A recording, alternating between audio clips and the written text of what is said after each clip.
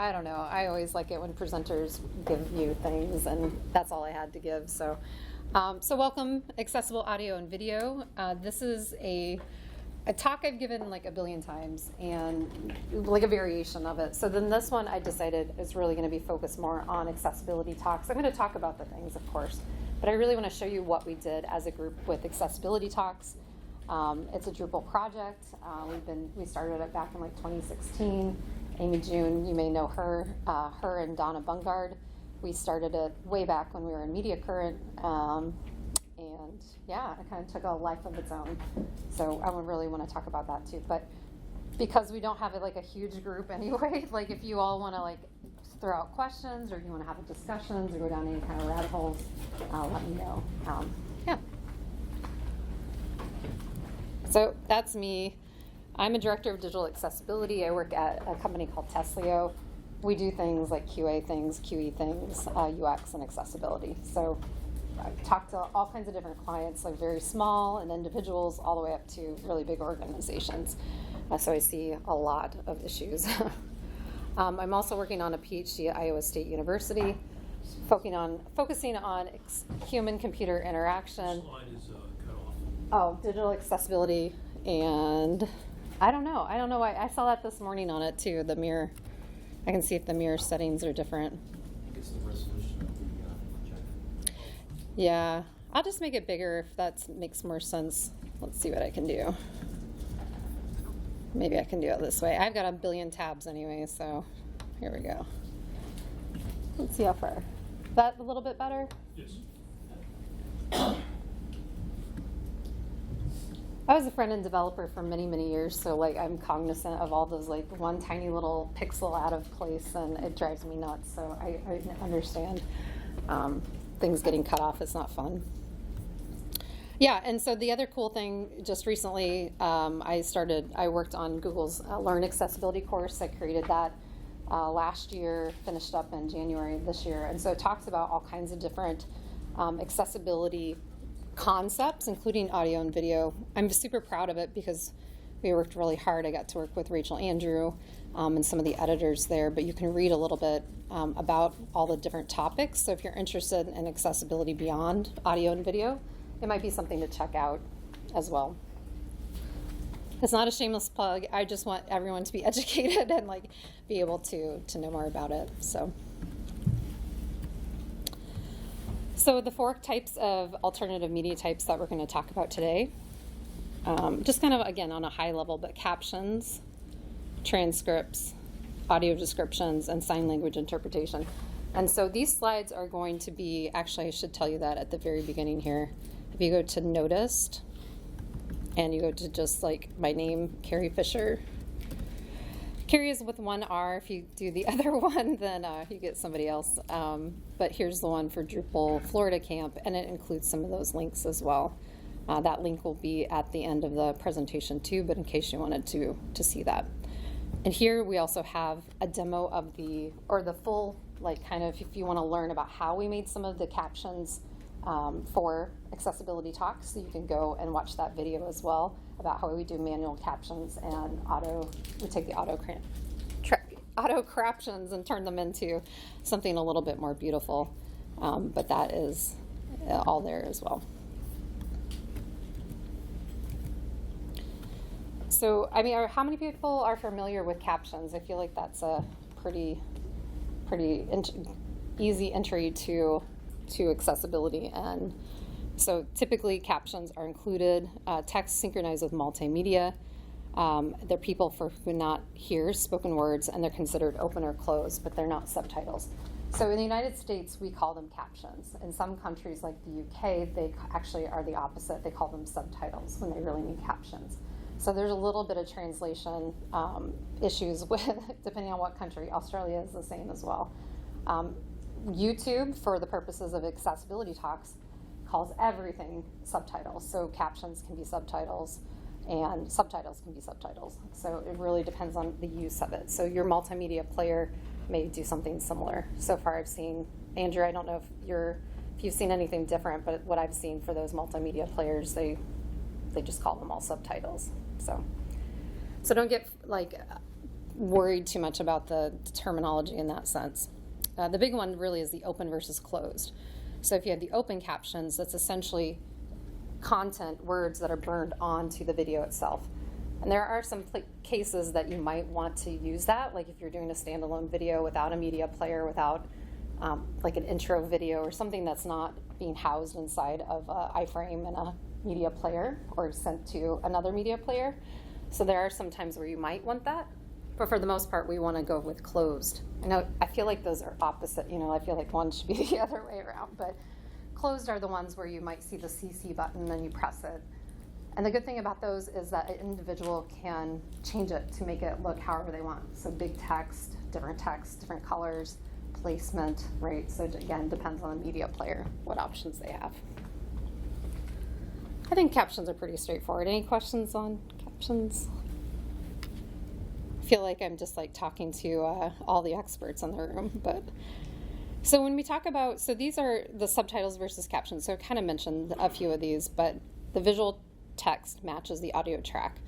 So for closed captions, so again, the one you can toggle on and off, and the open captions, the visual text matches the audio track. But subtitles are a translation, right? If you're thinking of it in terms of you're watching a French movie and your main language is English, that would be a subtitle. So it doesn't match the audio track, like it's a translation. So it's not a word for word. The other thing that open and closed captions have are essential background sounds. So an easy one you might have seen, like if you watch a music video and you toggle on the closed captions, you'll see sometimes like the notes, or it'll say instrumental music in parentheses, like it gives you a little bit more information about what's going on besides just the text. And then the ability to toggle on and off. So open, you can't, whereas subtitles, and closed, you can. So we talk a lot about auto captions. We call them auto craptions sometimes because they're really bad, right? There's some different schools of thought of whether or not they're good or they're bad. Context is definitely important here, and individual context is, I think, a big piece of it. So Merrill Evans is a well-known deaf accessibility advocate, and she's amazing. We've had her on Alley Talks, and she's a big advocate for other people as well in their talks. But she says, and she's, like I said, she's a deaf individual. So from her perspective, some deaf people say auto captions are not better than nothing. Some deaf people say automatic captions are better than nothing. Personally, I'd rather see no captions than watch automatic captions. Sure, I'm disappointed there aren't captions, but I avoid the painful experience of notoriously bad captions. So again, as an individual, she's saying some people prefer it, some people don't prefer it. Her personally, she doesn't like it. So it's one of those questions I get a lot with different clients that I work with. They're like, should we do auto captions? And it's a tricky question. Yeah, go ahead. Is that something that keep getting better? Yes. Because I love captions. I don't need them. I just find them more comfortable. I use it on YouTube all the time, and I almost never see a problem. Yeah, no, it's actually a really good question, and something that accessibility talks that we've seen change from 2016. It was really, really bad. Like, I mean, they pretty much they didn't do a lot. Whereas they've gotten better over the years. And what we found, and feel free, April, Andy, Andrew, and Marky way back there working on the slides, they're all in the Accessibility Talks group as well. And I think we've all seen that the evolution of YouTube and the AI that's getting smarter and can hear things. But acronyms are always a problem. Certain spellings are always a problem. What did they say about Drupal? Triple. So Drupal is always triple. So there's certain phrases and words that we kind of have seen over time. There's a newer AI engine called Whisper that's supposed to bring a whole new level of understanding. You would know, wouldn't you? With the AI, yeah. No, and there's one in the video that I linked to in these slides, and what I'm not demoing today, but there's also one that's called Audiate, which I've used before too. So Audiate, you can use it for things like removing ums and pauses and other audio things, but it also does captions. Because that's the big piece of it is, what do you do? Like, how do you do you do these all manually? We don't do them all manually. We take the auto captions as the base, and then we modify from there. That's how we used to do it. I'm like spoiling all the things, but now what we do is we actually we worked really hard to start to collect funds from ourselves, mostly ourselves, but also other individuals and organizations to support accessibility talks so we can have human captioning. Because you'll see in a minute with captioning and transcripts, you have to have live transcripts. So we have a human captioner doing the live transcripts, and we can take that file and convert it to captions and sync it with the video. And it's actually really good at syncing these days as well. So it's progressed a lot. So yeah, I think the future is bright on that, but we're not quite there. It's not as bad as it used to be, right? So I just talked about this. So similar to captions, transcripts include more details and timestamps. It's text-based documents. So somebody who is deaf-blind individual, for instance, transcript is the only way that they get this information, right? They can't see and they can't hear, so they read the braille of the text transcript. So I think that a lot of people think of this as like not necessary, but it's super necessary, and it is required as if you're thinking about the WCAG guidelines that we know and love. So web content accessibility guidelines are those, standards that are out there, some guidelines to have the most accessible experience for all kinds of individuals. And so this is why, you'll see in a second on the little graph, but this is why this one's required, because that population just wouldn't get any information at all. So it's super important. Audio descriptions, actually this is a really interesting one. So going back to the AI concept too, Apple's working on automatic, just like how we have auto captioning, they're working on audio descriptions. It's hard to say. I'm sure they'll come up with something snazzy in the marketing or something to call that, but what they do, so it's a narrator who explains the visual information verbally. So if I am someone who cannot see, I can hear what's going on the screen. Conveys visual information, and helps primarily people who are blind or have low vision. So they're working on this program very much like the auto captions, where it'll do it. So the trick with audio descriptions is that it uses the pauses to say, just to describe it. But sometimes there's not enough pausing. So the audio description, if you were doing one for a video, you would have to do like a video program like Camtasia or something where you could snip it and then like have the pauses, like enter your own pauses. But the AI is smart enough to figure out what the pauses are and actually describe what it's seeing. It's really fascinating. It's kind of in like alpha or beta maybe here, but I'm really interested to see what that research yields, because that would be phenomenal. Again, it'll probably be like the auto captions when you first get them, and they'll probably be terrible, but it'll start the conversation. Yeah. If anyone want to see this and have Netflix, yeah. Netflix does it really well. Actually, it's a really good point. My friend, so this is kind of like a side story. My friend Tim Harshbarger, I worked with him when I worked at DQ, which is like an accessibility agency essentially, and he is a blind individual. And so we would talk about things like this all the time. And so he said that, so has anyone seen the Mandalorian, right? We're all science nerds in here. So loved it, right? And so I won't spoil it for anyone, but there's a part on the very last scene, I think season 1, where an individual, a character we all know and love, walks in, right? But, how is that described, right? And so I see him, we all see him, oh, that's that person. I can't wait to see him in the next season, right? We're all excited. And Tim said that they never told him who the character was, but they gave him the backstory of the whole character. So he got more information about the purpose of the character, but they never told him what it was. But it was very interesting, like where they came from, what he was gonna do, and like all this information. So I'm like, he gave me the spoiler. He like told me all about it. I'm like, we did not know this. So audio descriptions are really interesting, and sometimes they reveal more information than, so maybe we all should be watching the audio descriptions. But he does say that sometimes for him personally, it can get distracting when they become verbose. Meryl Evans said that too about the captions when it was like Stranger Things, right? It was like talking about 11 pants, right? That was that joke on, I don't know if anyone saw that, but 11 is like a character, she's running, and she stops, she's like, she's panting, catching her breath. And like, it's like describing her like breathing and running, and she's like, I can see that. Like, these are in the captions, she's like, I can see that, thank you. But she's got a really interesting article about, right, what is the idea of like enough information versus too much information? And it's a little bit of an art form. I feel like that's the true probably of all kinds of descriptive information, like alt text on an image. Like, what do you describe? How much do you describe? And there's interesting content research about that too, about context, right? In a certain context, I want to know all about the character that walks in and a little bit about his backstory. In the case of 11, I don't need to know that she's panting because I can hear it or I can see it, right? Do we really need to know that she's heavy? She's breathing heavy. So there's different schools of thought.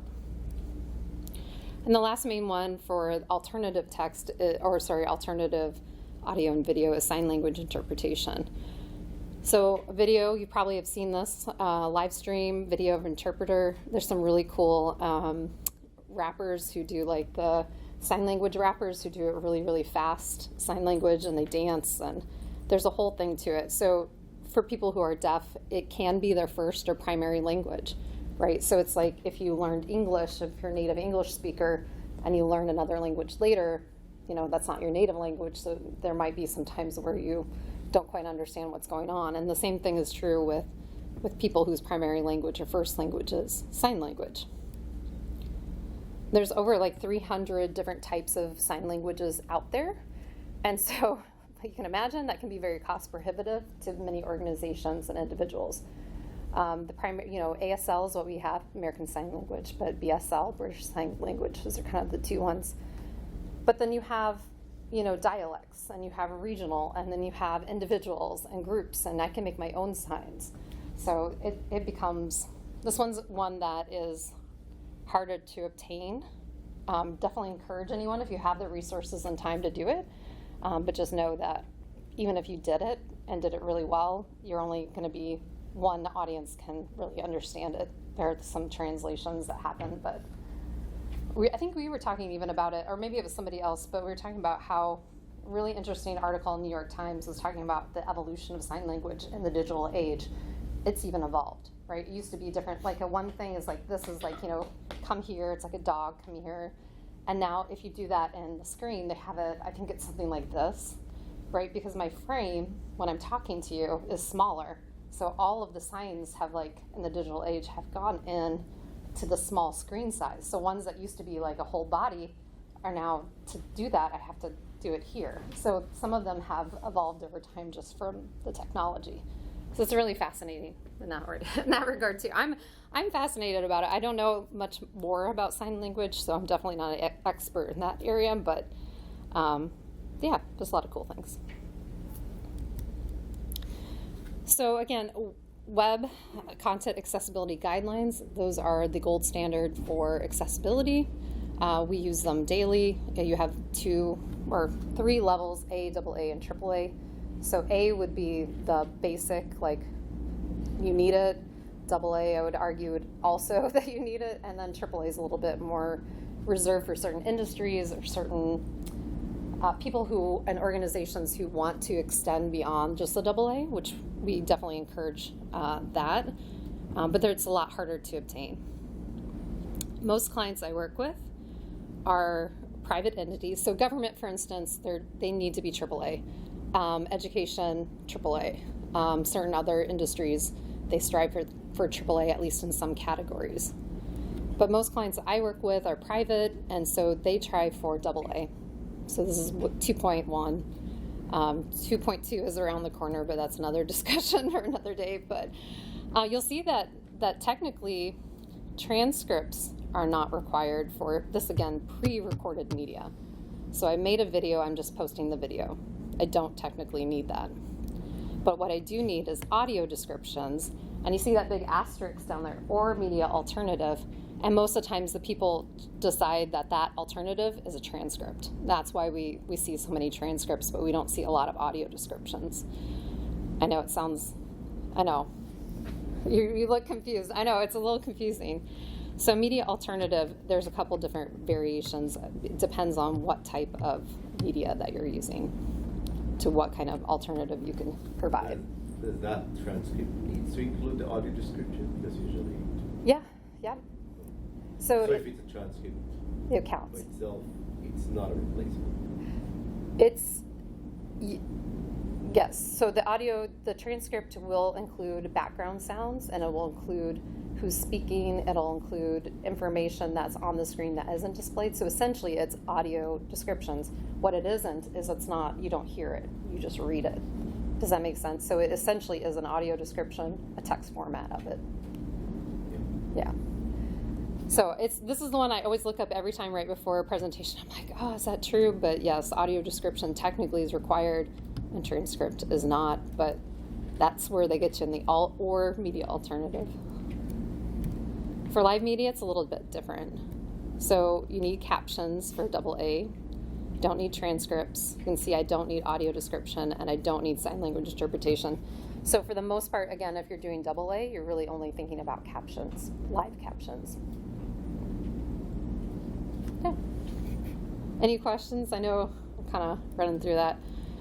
So I was going to do, instead of doing a demo, like I said, just talk a little bit about accessibility talks. I have this accessible audio and video, so you can look through. The slides should look familiar, but about partway through, if this Wi-Fi catches up in a second, but about halfway through, it shows the process of how we edit the video and how we used to do it, right? So again, we took the audio captions that YouTube provided, and then we put them in a system to clean them up and change things, and then we would reload them up. But the Wi-Fi is not playing well with me, so I'll pretend that you can see that later. So here's accessibility talks. Again, we've been doing it since 2016, 2017. You can remind me. Oh, that's the video right there. Here we go, I'll remember. Here we go, 2017. All right, so myself and Donna and Amy June, we got together. And what we did internally is we were all excited about accessibility. We wanted to, again, Donna and I worked at Media Current, and Amy June was someplace else at the time, I think Hook 42. So she wasn't part of those internal. But what we started at Media Current was this monthly gathering where we'd bring in professionals, we would talk about a topic. Mark was there as well, and then we would just do it internally. And then we thought, oh, other people might like this. So what we did is we made this accessibility talks, and that's when Donna and Amy June came on. And then you can see now we have Andrew Olson, April Sides, myself, Donna, Heather, New, Kat Shaw, Liz Davis, Mark Casillas, and then Via. I won't try to say her last name, but she's amazing too. So there's a lot of really good people thinking about it. So what it really is just kind of an informal discussion. So somebody comes and does a presentation, right? Just like we're doing here, just as a monthly, they pick an accessibility or an inclusion topic, and then they talk about it. And then we have our YouTube channel. So we do it live, and then we do the live streams are converted into videos. So I was just going to show you a little bit behind the scenes of what we do. So we can imagine that we did a live talk. We have one coming up here, a panel about web accessibility in action with some agency experts. I think that's Evolving Web. And what is XG? Not sure, but we have different hosts and they will come in and different topics, but there's some really interesting ones. So we have the playlist like inclusiveness or beginners or developers, creatives. So it just depends on what kind of topics you want to learn. But what I wanted to show, let's see, all right. So this is kind of like our live stream. So I'm logged in as accessibility talks, and you can see the different ones that we've seen before. I'll go to this one because that one's one that we had. So what we would do, because we have now a live captioner, and I don't know if Andrew wants to even talk about this a little bit, but the live captioner setup is new for us. We started doing it back in December. And so what we do is we coordinate with them and we say, hey, we need live captions for this event. It's an hour long. You give them specifications. You try to give them the slides. You try to give them terms that you know are going to be used, like Drupal, right? You want to make sure that we say these things. ahead of time so they can be prepared to be as accurate as possible, right? Names of speakers. Names So of when we- speakers. At the end of it, we get a transcript, so it's a speaker name of what they said, so it's very helpful. Yeah, it's really helpful. And so they give you this file, and actually I think they don't even give it in the caption file. I think they just give us the transcript. So we have to convert it first to a caption file. So there's a couple different file options. So for our media player, I believe we have a couple different options. But I think VTT, I think is the one that we use normally, if I'm remembering that one correctly. But this is what you get when you do an auto transcript. Well, actually, let me go to the other one. Discard changes. So again, subtitles, in this case, YouTube is calling it subtitles. It's actually captions. What happens is that automatically they always add the auto captions, and they're actually ones that you can't delete. You used to be able to delete them. They started adding this one called UND, and I sometimes see it as root. And essentially, it's the base in which people can do transcription or translations from. I'm not really sure. That's a kind of a newer thing, so I'm not really sure the purpose of it beyond what the English one was. But in theory, somebody could take that base and then add a language, right? So what we typically get is we get this first. So this is the auto captions. And here we can see, oh no, this is the one we did. There it is. Oh yeah, so this is the one, the automatic. So I'll show you that one first. I won't save it. So this is what the auto captions start with. I'm going to kind of scroll up here. So this is what we get from YouTube itself. And I think somebody came in and changed some things because it says foreign and music, and I don't think we added those. Or they may have added those. We added those. You can see all the ums. There's no punctuation. There's spelling errors, right? And it's like one big block of text. And so like anyone, like people ask me this too about image alternatives and captions and things like that about punctuation. And it is highly encouraged, right? Because people are reading it. So it's not that they can't use the punctuation or they can't read it without the punctuation, but it's like anything, it's just easier to read. I don't know if anyone's read like Jack Kerouac books or like those where they have no punctuation. It's a whole novel without punctuation. It can take a little bit of processing, cognitive processing. So you want to take that away from them. But as you go on, so there's no timestamps, there's no anything, right? And it syncs it up to the words. And if our Wi-Fi was a little bit better, you'd see an image here. And so what you can do is you can play it and pause while typing. So I can go ahead and play this, and as people are saying words, I can type, right? Or I hear something, I pause it, and then I can type. So it's very time consuming, and that's what we used to do. How long would it usually take you to do a caption? Of an hour? I would say it depends on the speaker as well. Some people are really fast speakers. Some of them have maybe an accent, Yeah. so that takes quite a bit longer. But straight up, person that is presenting at a good pace, it is, I would say, 3 hours. 3 hours. So at a minimum, you have to watch the hour. Fastest, if you're not really going for quality, 2 hours. Yeah. But we try and set the bar high for our audience. Mm-hmm. So. Yeah, if you look at some of the original videos that we did, probably it's sad. It's probably, the captions are probably really sad because it's a learning process. So you have multiple options when it comes to how you're going to do your captioning, but it really comes down to, do you have the money to hire a professional to do it, or are you going to do that in-house with volunteers, right? And so that's time versus money. That's really what it kind of boils down to. So if you have the money and resources to hire someone to do this, you're going to get higher quality. It won't be perfect. There'll still be things you have to change versus, you're taking a volunteer. So it's going to take, imagine, 3 times as long to get it right. And again, you're adding punctuation, you're adding misspellings, you're adding paragraphs. It's just a lot of cleanup. And you can do it in various ways. You can actually download it as a file and do it in an external file. So it's not that you have to do it that way. Yeah. Yeah, as far as editing either the transcripts or the VTT file, files go, like, are you doing everything natively in YouTube, or are you using any like third-party applications? Because I know that there are some applications that are like they're made for that specifically. Yep. But I'm just curious if you have any like recommendations. Yeah, and I'd say we've done it all. We've done it all.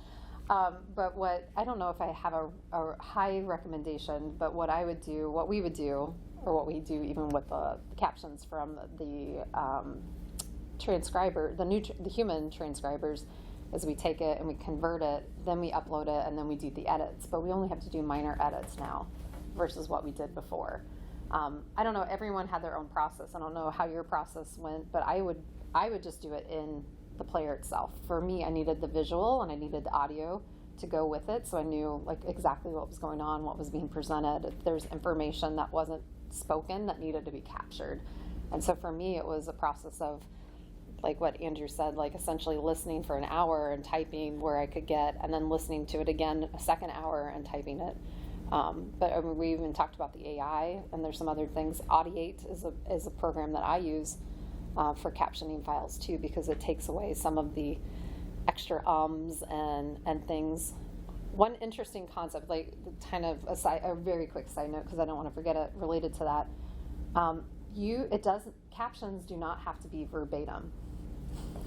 That's like, I know it sounds weird, but captions do not need to be verbatim. What they have to be, well, technically the transcript, but the same kind of concept here in YouTube. Because YouTube has the transcripts and the captions as one. They use the same file. So we use this almost as a transcript more than a caption. What you have to do is collect the essential information. So a really good example, and Andrew and I had this conversation, if you go to WCAG and you look at just the standards on that particular, on captions, right? It says it has to capture the essential information. So a speaker was talking about what they did for their weekend. So he listed, I coded, I played basketball, I did some swimming, right? I'm just throwing 3 things out there. And what the human captioner wrote in there is that I had a good weekend doing activities. It's essential information. Was it essential to his talk? No. Was it essential to the conversation that specifically that he went swimming versus he did things, right? Probably not, right? But that's where one of those areas where it's like nuance, right? You could make it perfect, you could make it word for word, and if you have the time and resources, you can, but technically, according to the specs, you don't have to, right? As long as your essential information is there. I know. I'll add to that, it's context as well. Context, there was something in its judgment calls, which is great to have a friend like Carrie to kind of talk and bounce these ideas off of, because in your own, you kind of make these decisions and you don't know if you're right. But in that same talk later, the gentleman went through a complicated thing of a setting, and he said, I did this, I did this, I did this, I did this. Yep. And the captioner, who wasn't technical, said, I did some setting configuration. Yep. And I was like, ooh. So that was, we decided that's essential, like these settings that he's talking about.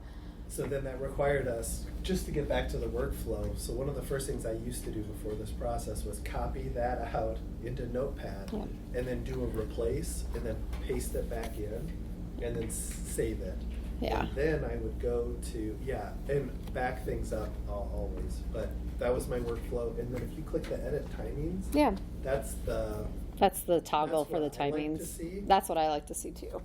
So I then go back and listen and go into here and make those judgment calls. What you see interesting right there is the alley talks. It's A11Y, the one right below Yep. there. So someone came in and we say it one, that's why it picked that one up, versus Otherwise, here. It's always ALLEY, like a street alley, whenever we say alley talks. Yeah. So that was one of my first find and replace.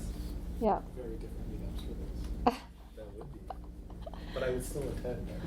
So so you could edit as text, you could do it like this. I do prefer this one too. I think that's because that's the only option we used to have back in the day. You download it, this one's doing SBV. You can't open it, right? It's always going to say, what's the issue here? So what you can do is you can download it, not in this section, but you can download it as a text file, and then you can edit that and then upload it. So when we go back the other way, we're going to discard those changes. So imagine that's the auto captions, right? And so this is what we actually manually did. And again, we use the human captioner they created the file, we uploaded it, we allowed YouTube to sync it, and so then we have a little bit different information. So we can see it either way, but we're seeing the name of the speaker. Again, I don't know if it'll show up the pictures or not, but it'll show the speaker, and then you see there's punctuation, there's, pauses are in the right spot. Let's see if I go down there. UX designer, right? Things are spelled correctly. I mean, again, we have to kind of go back and make some edits. And again, it's never, ever perfect, but it's close. But that's the thing on the transcript. So going back to like earlier, so YouTube only has one file. It uses it both for captioning and for its transcript.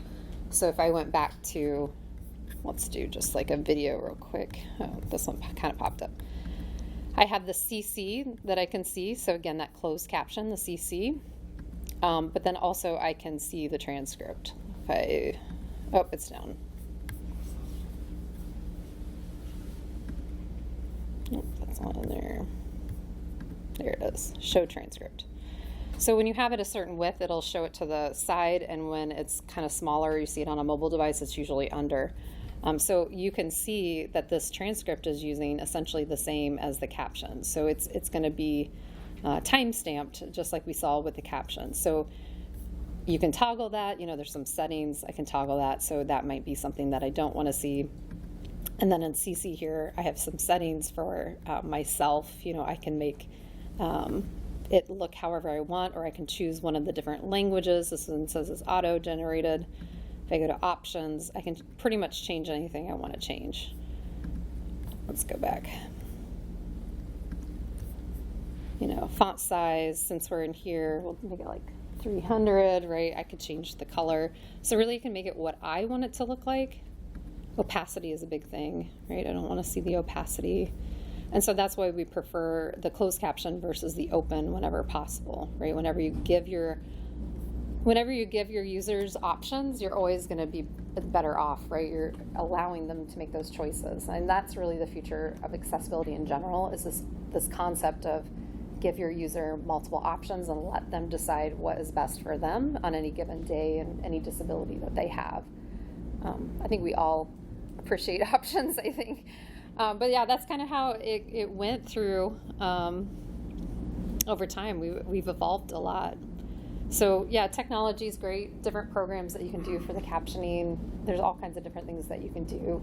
Or you can just go old school and go all manual, right? Really, it's just going to take you a little bit more time. But if you have the budget, the resources for other things, yeah. It's kind of a weird question, but I've been watching movies with closed captioning for, I don't know, forever, because I just keep, I can read fast and I miss things and jog. But has anybody given any thought to like the videos in one place and the words are in a dedicated place? So, because when it goes over the screen, you're going to miss important parts of the image. Yeah. Always. And so, it seems like someone could come up with a media player at some point that, just all the words are in a separate section, I don't know. Well, and I think that's kind of the purpose of the transcript, I think, for some people. So here's the transcript that you could pull up. And because, again, YouTube is using captions as transcripts, you're getting the same information, so you can do that. I know there are other tools also that people use while they're hearing a video, especially if they don't already have captions, where they'll capture it for them and they can position it where they want on the screen. We used to use Thisn, which was like, it's no longer available, but products like that are out there where they'll do their own live kind of captioning, and so people will put them on another tab even and like kind of switch back or make that tab small and kind of float it where they want to. So it's really about the preference. But yeah, I know what you mean. The more options we give people, the better. Maybe the streaming companies could, pioneer that. Yeah, that'd be pretty awesome. So we do, that's another thing with the live human captioner. We have a URL that does what you see on the side there. So if you do want to watch it without the CC up, you can have that in another window. That's for the live ones, so that's the difference. I know. You can also, if you're sourcing your captions and you're using it Yep. in the VTT format, you can add CSS to that. You could like have, you can either declare in the header of the VTT file itself like global CSS or at the line level. So if there's like 2 lines of captions where like someone's name is is like on the like lower third of the screen, and you want those captions to appear at the top, you can inject CSS at those lines to do that. Or if you want everything to be at the top or on the left side of your screen or in a column, you can use just regular old CSS to do that in the header of a VTT document. Yeah, and for the people that aren't that technical, that's the future, right? Like we want that, but then we want to make it easy and have a user interface or a button or something that someone could choose. Like even in YouTube. No, and I agree. Like I think there are things you can modify as an individual. So that's good that you know the workarounds. Yeah, like my friend Tim, who he goes to some pages that are super inaccessible, and like he's a coder, and so he can like change things to have a better experience and actually get to the content he wants. But not everyone's a super user that can do that, and so it's like you need to be able to do that for people who don't aren't like a group of developers. If you're maintaining a content library, you're creating these things. You can. That's true. It, you can add those things as you're trying to sort of like manage a content library. I work for an academic library. So yeah, you're probably facing that all the time. Then, as a requirement. Do you bind the VTT file to like an MP4, or how are they served? We have an institutional repository that's built on Islandora that has a Drupal front end, and the video solution pack that we uses the Video.js player, and so for each objects that are uploaded into Islandora, there's different streams of information associated with each object, and we have a caption stream. So when you actually are viewing the content for anything that has a VTT file uploaded to it, you can turn it on and off like you would anything else, and then any extra styling would live in the VTT file itself. Yeah. Thank you. We haven't gotten to the super interactive changes made on the fly by the user yet, but that's amazing that you're doing that though. So that's foundational pieces, and then you can just build options from there. And like I don't know, I wasn't in Brian's talk this morning, but I imagine he's always talking about like components and CSS and the cool things they can do. I'm doing a talk, a smashing talk in May about that too, like pairing CSS with accessibility to offer the users the choices. And again, like I really feel strongly that that's the future, especially with all the media queries and options that you can build into it. And so you can decide like, okay, I'm still making choices because I have to create those experiences for the user, but I'm going to try to do that as accessibly as possible, or give as many options as they can. And then from there, their settings on their OS will dictate what they're going to be served, and then they can change and modify. So they're having a little bit of choice. So you could probably do that within that framework as well with the CSS, like prefers light mode versus dark mode, and that could even be enough, even though maybe nothing changes on the video. Maybe the captioning changes, right, or the styling for the captioning changes.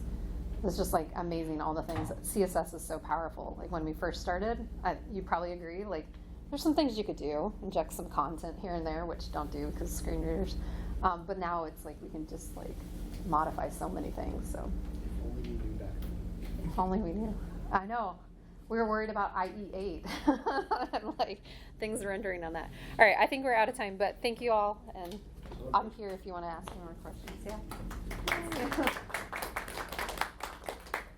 If a client just use YouTube videos on their website, and just taking the auto captioning, would they have legal issues if they use YouTube? In accessibility in general, anytime you're selling third-party content, you are responsible for the hosting of that, right? So if the content was in it, you're responsible. So like, let's say you posted a video that was going to cause people seizures, because you have it on your site, you own it, even though you don't own it. Okay. Does that make sense? Because you're hosting it. I'm asking kind of the quality of if they use the auto captioning as is, Yeah. can that become an issue, or There's- is that good enough, or? Well, that's the thing, like, if you're talking strict, like, requirements, like, if you have captions, you pass the captions. It doesn't say you have to have good captions. Okay. You know what I mean? Yeah. So, really, auto captions, as long as you don't turn off that feature, Yeah. or delete that file, then you're covered. I mean, I hope people don't just do that, Right. but it's better than nothing, maybe? I don't know. Besides what Meryl thinks, yeah.